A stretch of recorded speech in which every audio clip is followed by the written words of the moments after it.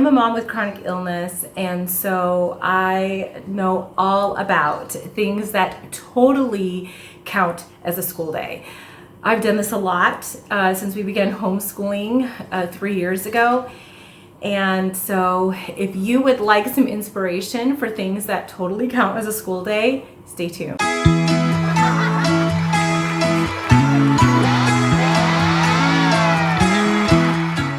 Hi, welcome to my channel, or welcome back. If you have never been here before, I am Rosalind Yukich, and I am a Jesus-loving homeschool mom who lives in Croatia, and I do keto. So those are the things that I talk about here on this channel. And today we are talking about things that totally count as a school day. You do not want to miss this video, but I also want to let you know that this video is in collaboration with my friend Alicia from Iron Horse Homeschool. And so you are going to want to check out her channel. I love her channel. I have followed her almost from the beginning as I began delving into the YouTube homeschooling community. And I just love her videos. They're sweet. Her children are absolutely precious. And she has a lot of inspiration on her channel. And so you definitely want to go check her out. There is also a playlist below. You are not going to get all of the inspiration here. That would be totally cool, but that would also be a lot of pressure on me. I do not want to have to be responsible for that. So there are a lot of other homeschool moms who are making videos just like this today. And so you want to go check out their playlist. I will definitely be checking out their playlist because I know that there are a ton of things that I haven't yet thought of, things that totally count as a school day. And I definitely need those tools in my tool chest. So I'll just give you a little bit of background into that, into my chronic illness. But I have adrenal fatigue. I found out almost 15 years ago that I struggle with that. Made a whole lot of sense, answered a whole lot of questions for me.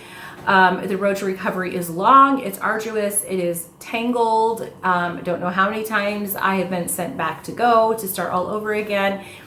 And I have my good days and I have my bad days. And on the bad days, I have found that if I get sick, that's another thing. If I get sick, if I get just a simple virus, it can put me out for a while. It takes me a lot longer to recover. But I have discovered that if when I'm having a bad day or if I'm struggling with a virus, if I literally shove everything aside and do nothing but just lay on the couch, that I recover a lot faster. So in order to have the freedom to be able to do that, and thankfully my kids are a little older now so that I can do that, I grab these tools out of my tool chest. So I have 10 things, and it took me like less than 2 minutes to write these down because these are just my go-to things that count as a school day.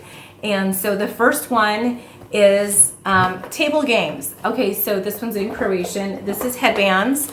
You probably recognize it if you have this game at your home. I love this. So you have this little headband here, and you put a little card in the headband, and it's a multiplayer game. So you all look at each other, and you basically, we do it one of two ways. So this one is, of course, the game of what am I? Oh, this is in English. We bought this here, but it is in English. Okay, so I just realized that. I just thought because I bought it here that it would be in Croatian, but I just noticed in the video that it is in English. So, you can ask questions to try to guess who you are. That's, of course, the way that it is played. And for the person who's asking the questions, they have to really delve deep, like in their thinking, to come up with questions. But then we also play it where you have to describe who the other person is without telling them what's on the card. So that also requires a lot of language. So this is a great language building game. And if you have been around here for a while, or if you follow my blog, you know that language is something that both of my sons struggle with, having mixed expressive receptive language disorder, or now known as developmental language disorder. Language vocabulary in particular is something that they really, really struggle with. So I bought this game particularly to help build that. Another one that we have found is Monopoly. I know this is, an old hat, but we bought this one recently, and I have found, especially with my younger one who is still really struggling with money, and he adds and subtracts very, very well. I mean, of course, he's also now learning multiplication. But it's one thing to do like a math worksheet. It's another one to have the money, the denominations in front of you, and to get the right denominations to, to be able to purchase something. And so we have found that that's really, really great for building the money skills. So table games are totally a way that you can, just shove everything aside, and they count as a school day because it's learning. It's taking what you've learned and applying it. And there are so many options. There are so many learning games out there. We have shelves, stacked with games. You have chess, you have checkers, you have Yahtzee, card games. So we like to play 10,000. All of these things. There's just a lot of numbers, a lot of, factoring. But then, of course, you also have the language games. You have Pictionary. You have categories. There are just a lot of learning games out there, and it's fun. It really, it's a way to learn without realizing that you're learning. So that's my first one. The second one is video games. I do a lot of video games in our homeschool. So we love Rossi Masi, and we have upgraded so that we get all of the grades for Rossi Masi. We get all of the games inside of those grades. But we also love Math Playground from DuckDuckGo, and so we actually have one that's playing right now, that one, and we also pay for Math Playground. And so we have a lot of these learning apps and video games, and it's another way of just making learning fun, and it's something I can give to them and I can walk away, unless if they need me for something, if they get stuck or something like that. But for the most part, I can just give them a game and walk away. A third option is movies. And so I have a whole stack here. And so you can do literature movies like Black Stallion that we have here. And there are tons of literature movies. Another literature movie that we have, I'll go through my stack. Okay, so here is Robin Hood. We're actually getting ready to read that book right now for homeschool. Another literature one that I have, I must not have grabbed it. Oh, here it is. Pride and Prejudice, and any one of these Jane Austen movies. You have Anne of Green Gables. Those are all great literature movies. You have historic ones, El Cid.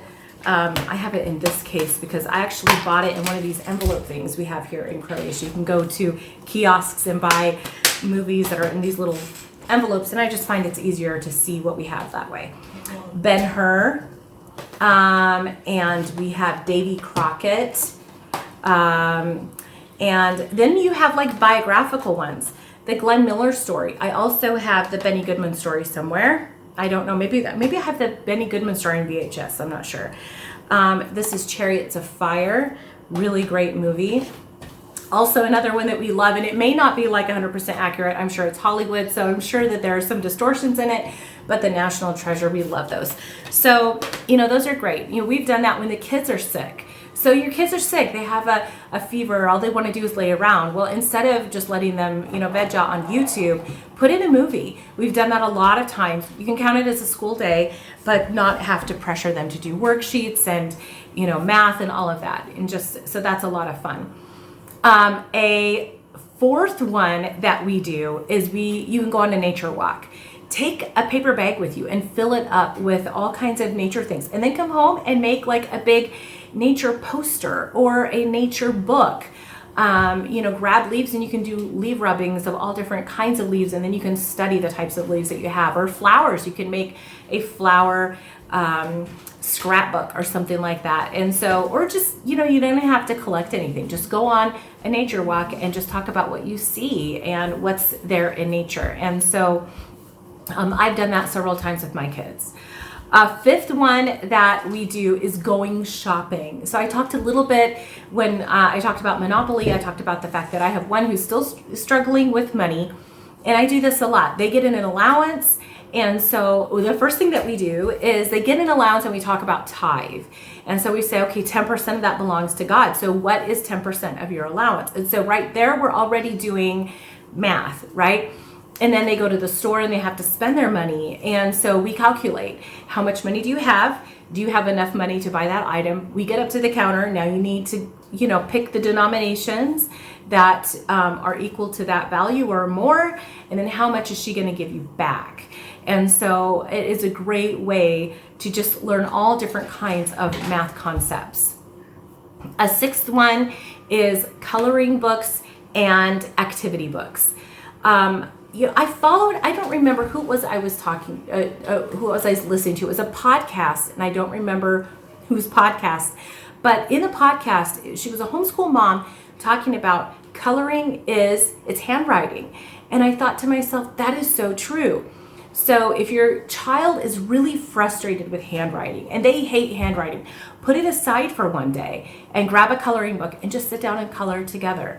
If you just, that can be totally counted as a school day because they are building those fine motor skills.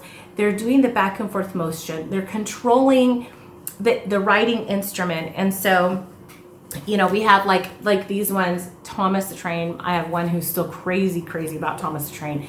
Grab coloring books, any kind. Just sit down. You can have like the, bigger pictures and more fine pictures that they have to draw, just little details, and you just all different kinds of coloring books. Sit down, grab markers, colored pencils, crayons, whatever they really like to use and color. But also activity books, and we have lots of these. So we have this Avengers one. This is great, for boys. I am a boy mom. I don't have any girls. I am the only girl in the house. We even have a male cat. But I also have this one, the big book of things to find and color. So these types of activity books. Now, this one, I love this Usborne book, or Usborne, however you say it. They just have all different kinds of these activities. My kids love this. We haven't gotten all the way through it yet.